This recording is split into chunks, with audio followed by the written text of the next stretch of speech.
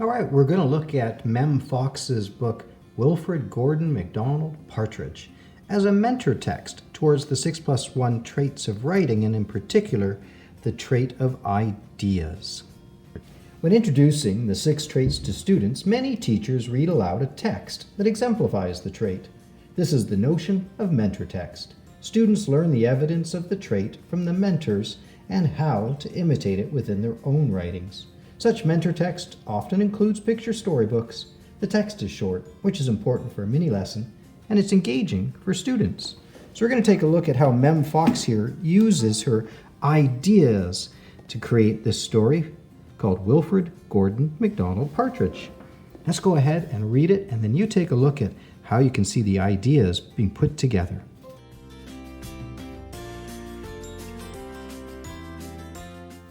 There once was a small boy called Wilfred Gordon McDonald Partridge, and what's more, he wasn't very old either. His house was next door to an old people's home, and he knew all the people who lived there. He liked Mrs. Jordan, who played the organ. He listened to Mr. Hosking, who told him scary stories. He played with Mr. Tippet, who was crazy about cricket. He ran errands for Miss Mitchell, who walked with a wooden stick. He admired Mr. Drysdale, who had a voice like a giant. But his favorite person of all was Miss Nancy Allison Delacourt Cooper, because she had 4 names just as he did. He called her Miss Nancy and told her all his secrets. One day Wilfred Gordon heard his mother and father talking about Miss Nancy. "Poor old thing," said his mother. "Why is she a poor old thing?" asked Wilfred Gordon. "Because she's lost her memory," said his father. "It isn't surprising," said his mother. "After all, she is 96. "What's a memory?" asked Wilfred Gordon. He was always asking questions. "It is something you remember," said his father. But Wilfred Gordon wanted to know more, so he called on Mrs. Jordan, who played the organ. "What's a memory?" he asked. "Something warm, my child, something warm." He called on Mr. Hosking, who told him scary stories. "What's a memory?" he asked. "Something from long ago, me lad, something from long ago."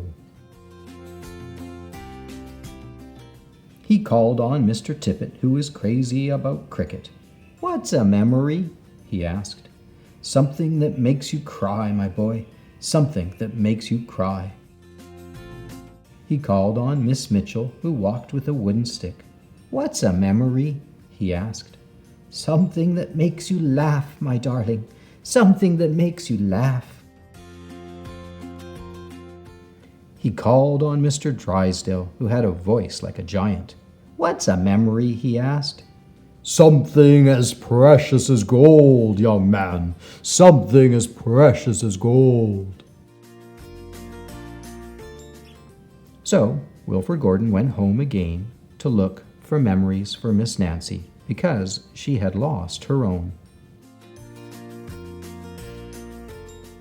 He looked for the shoebox of shells he had found long ago last summer and put them gently in a basket.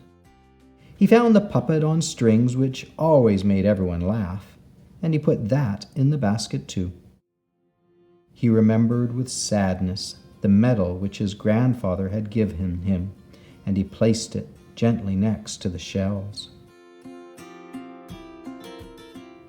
Next he found his football, which was as precious as gold, and last of all, on his way to Miss Nancy's, he went into the hen house and took a fresh, warm egg from under a hen. Then Wilfred Gordon called on Miss Nancy and gave her each thing one by one. "What a dear, strange child to bring me all these wonderful things," thought Miss Nancy. And then she started to remember. She held the warm egg and told Wilfred Gordon about the tiny speckled blue eggs she had once found in a bird's nest in her aunt's garden.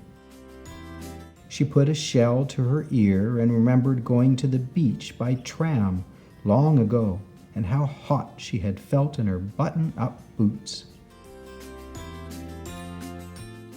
She touched the metal and talked sadly of the big brother she had loved, who had gone to war and never returned. She smiled at the puppet on strings and remembered the one she had shown to her sister and how she had laughed with a mouth full of porridge. She bounced the football to Wilfred Gordon and remembered the day she had met him and all the secrets they had told. And the two of them smiled and smiled because Miss Nancy's memory had been found again by a small boy who wasn't very old either. And that's Mem Fox's book, Wilfred Gordon McDonald Partridge. And we looked at this as a mentor text for ideas and how the author came up with ideas and used ideas through her story. And obviously in her story, she's got a young boy who lives next door to a senior citizen's home where there's older people, and how she gets to know each one of the characters. And then we find out that one of the ladies, his favorite lady, has lost her memory. And he goes looking for memories which aren't physical things, or so we think. The idea is this boy has found a bunch of items which do help to bring back memories. So it's kind of the idea going through here that this little boy, this young boy, can help an older person to remember her memories, because she's lost her memories from old age, not because they're physical things that she can't find. And yet, some physical things that he finds helps her have her memories back. What a neat idea.